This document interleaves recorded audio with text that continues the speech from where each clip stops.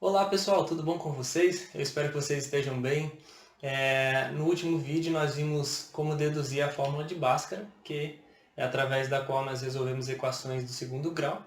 Nesse vídeo específico eu quero falar um pouco com vocês a respeito das informações que nós podemos tirar do delta, né, o discriminante. Então vamos reescrever aqui a nossa equação de segundo grau, que é ax ao quadrado mais bx mais c é igual a zero. Qual é o objetivo desse vídeo, Fabrício? Na verdade, o que a gente vai ver é que nós não precisamos sair de cara resolvendo as coisas com as fórmulas matemáticas, com as equações, certo? E em alguns casos até é impossível você resolver. Por exemplo, existem equações diferenciais que até hoje não existe uma solução analítica para elas. Então, o que nós podemos fazer é analisar a equação em si e extrair informações dela, certo? Sem necessariamente você precisar resolver. Então é isso que a gente vai fazer um pouco aqui com a equação de segundo grau. A gente já viu que x é igual a menos b mais ou menos raiz quadrada de b ao quadrado menos 4ac dividido por 2a, certo? E a gente chamou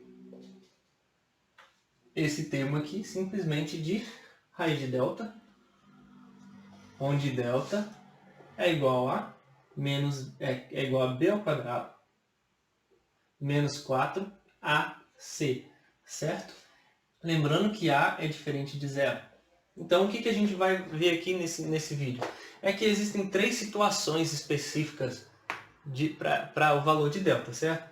Delta ele pode ser positivo, maior do que zero.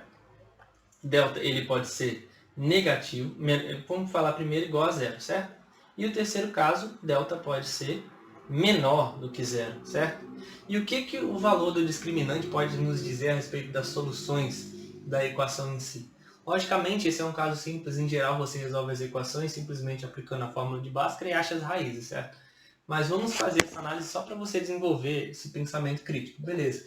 Então, a primeira coisa que a gente vê, quais são as situações onde delta ele vai ser positivo? Nós temos aqui que se delta é igual a b ao quadrado menos 4ac, necessariamente o termo b ao quadrado ele precisa ser maior do que 4ac, certo?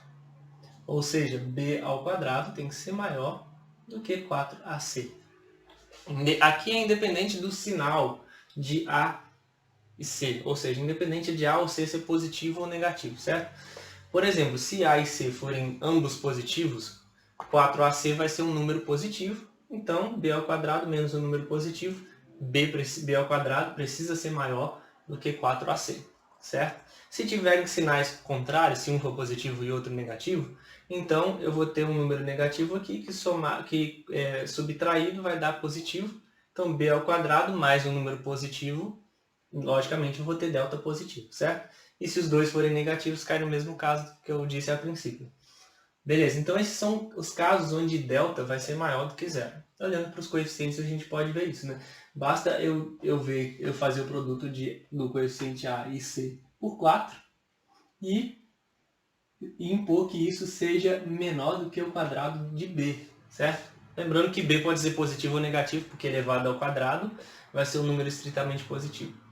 Nós estamos trabalhando com coeficientes reais. Em seguida, existe uma outra possibilidade, que é o caso de C ser igual a zero. Por que C? Porque A não pode ser, a gente já viu.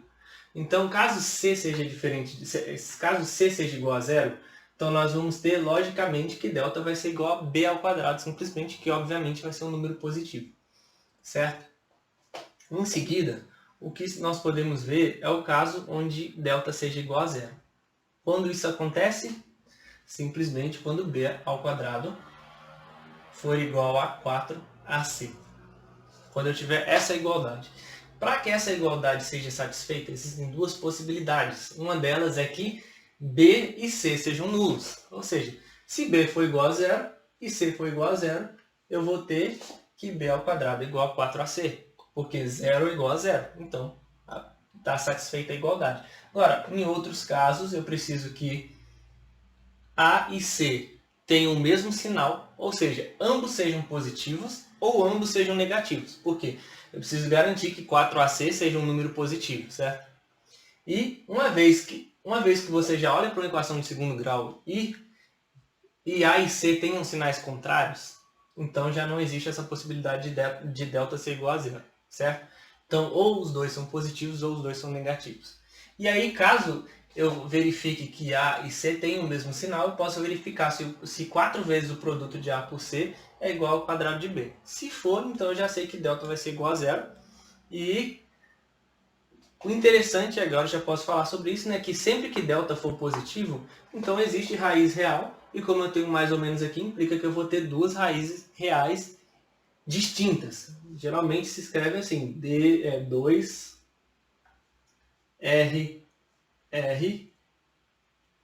distintas, né? Ou simplesmente D, né?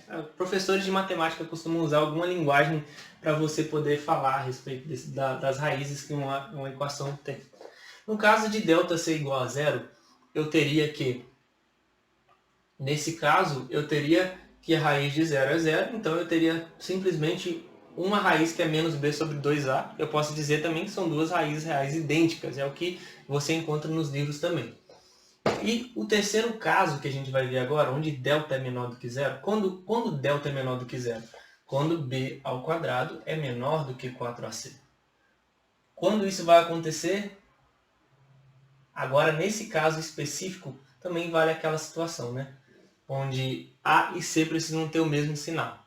Porque se A e C tiverem sinais distintos, eu vou ter um sinal negativo que, multiplicado por esse sinal negativo, vai dar um número positivo. Então, nunca que delta vai ser menor do que zero. Ou seja, a primeira coisa que eu preciso olhar também é se A e C têm o mesmo sinal. Ou ambos positivos ou ambos negativos. Caso isso aconteça, eu posso comparar 4 vezes o produto de A por C com o quadrado de B.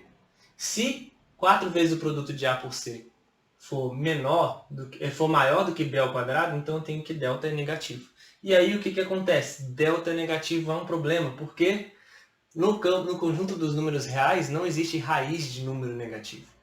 Então, nós dizemos que uma equação de segundo grau, onde o delta, o discriminante, é menor do que zero, não há raízes reais. Então não tem solução no conjunto dos números reais. Claro que existe solução sim em outro conjunto, que é o conjunto dos números complexos, certo?